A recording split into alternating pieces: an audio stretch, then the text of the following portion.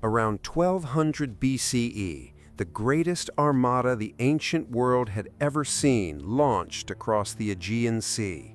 1,000 ships, tens of thousands of bronze-clad warriors. Their target, a massive, impenetrable fortress city on the edge of the known world, Troy. One second, before we step into the ashes of Troy, make sure to subscribe to the History Log. For 3,000 years, humanity thought this was just a myth, a bedtime story about angry gods, a stolen queen, and a wooden horse. But the dirt tells a different story. The excavations of the archaeological layer known as Troy VIIa proved the nightmare was real, the siege was real, and the absolute slaughter that ended it caused geopolitical shockwaves that brought an entire civilization to its knees. To understand why this happened, you have to forget the gods for a second and look at the map. In the late Bronze Age, Troy, known to the massive Hittite Empire as Wilusa, sat on the most lucrative piece of real estate on Earth, the Dardanelles Strait. If you wanted to trade copper, tin, or grain between the Mediterranean and the Black Sea, you paid the Trojans. They were unfathomably wealthy. Across the water were the Mycenaean Greeks. These were not the philosophers of classical Athens. These were brutal warlords. Their entire palace economy was built on plunder, violent expansion, and bronze. But they were running out of resources, and right across the sea, Troy was hoarding the wealth of the East. The myth tells us that a Trojan prince named Paris kidnapped Helen, the wife of a Spartan king, sparking the war. The historical reality, a spark ignited a powder keg of economic tension. A coalition of Greek warlords led by the ruthless King Agamemnon of Mycenae united for the greatest amphibious invasion in human history. They didn't cross the sea for a stolen wife. They came for total control of the ancient world's economic economy. When the Greek armada landed on the beaches of Troy, they expected a quick, brutal siege. They brought their greatest champions, heavy infantry fighting in thick bronze armor and carrying massive tower shields, but they hit a wall, literally. Troy's defenses were an engineering marvel. Massive, angled stone walls designed specifically to deflect siege equipment and repel scaling ladders. The city was unbreachable. The invasion stalled. What was supposed to be a rapid conquest turned into a 10-year meat grinder, a decade of grinding, suffocating war of attrition. The Greeks could not breach the towering walls. The Trojans could not drive the massive Greek army back into the sea.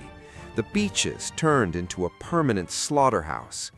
Disease ripped through the crowded, unsanitary Greek camps. Mutiny was a constant daily threat.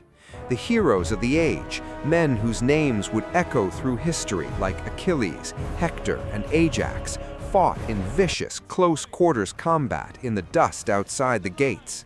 They died in the mud, while the walls of Troy remained completely untouched. 10 years of blood, starvation, and psychological torture, and neither side was a single inch closer to victory. The Greeks realized a terrifying truth. Troy could not be taken by force. If you cannot break a wall, you have to bypass it. You have to make the enemy open the gate themselves.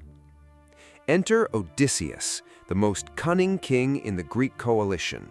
He proposes a plan so audacious, so psychologically manipulative, that it relies entirely on the arrogance and exhaustion of the Trojans.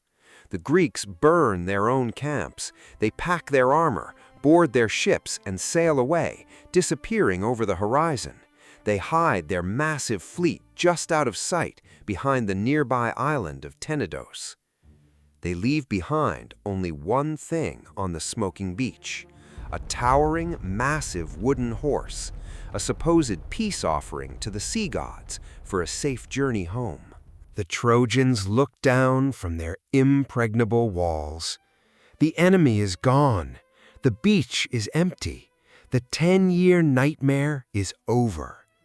Driven by the euphoric relief of surviving a decade-long siege, they make a fatal miscalculation. They drag the massive wooden horse inside the city gates as the ultimate trophy of their victory. They feast, they celebrate, they drop their weapons and drink until the entire city falls into a deep, defenseless sleep. But the horse is not a trophy. It is a delivery mechanism. Hidden inside its hollow, suffocating belly is an elite strike team of Greek commandos. In the dead of night, they slide out in complete silence. They slit the throats of the drunken sentries, and they open the massive, unbreachable gates from the inside. The Greek armada hadn't gone home. Under the cover of a moonless night, thousands of ships had silently returned to the beach. As the massive gates of Troy swing open, tens of thousands of heavily armed Greek warriors pour into the sleeping city. It isn't a battle, it is an extermination. The myth and the archaeology align perfectly in the ashes. Modern excavations of Troy 7a reveal a city put to the torch. Bronze arrowheads embedded deep in the stone streets, skeletons left unburied, trapped under collapsed burning roofs. The men are systematically slaughtered in their beds. The women are shackled and dragged to the ships as slaves. The city is looted of its vast wealth and burned so completely that the fire leaves a permanent charred scar in the Earth's geological record. The Greeks won. They burned the impregnable city to the ground, but the victory was a poison pill. The 10-year war had drained the Mycenaean warlords of their wealth, their manpower, and their political stability.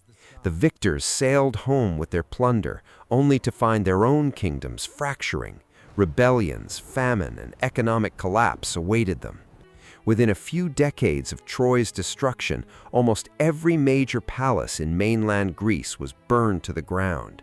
The Bronze Age collapse swallowed them all. The men who destroyed Troy destroyed themselves in the process. The Trojan War was not just the fall of a city, it was the bloody suicide of an entire civilization.